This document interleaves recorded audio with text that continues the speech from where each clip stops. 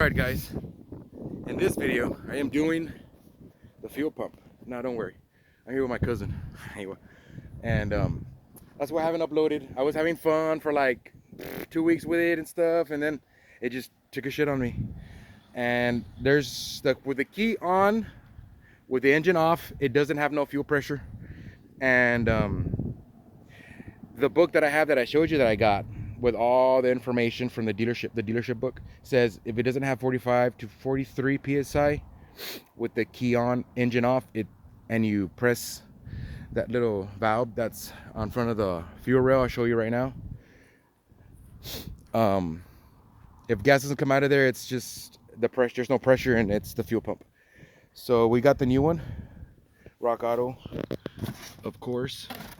And what's the part number on this sucker? There's a part number. You guys want to get it?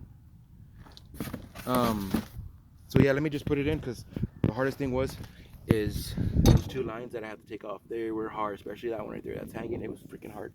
So let me start taking out the fuel pump. All right, guys. So when you take it out, they come out this way.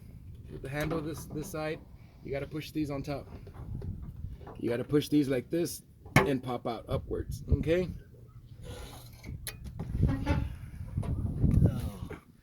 But what I'm gonna do first, get the new one.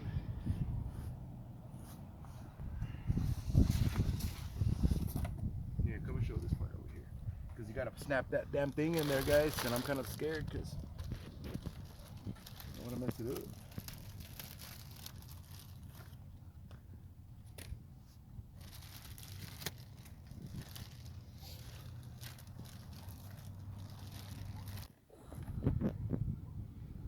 Okay. Oh, I think your phone's dying. Yeah. It doesn't let me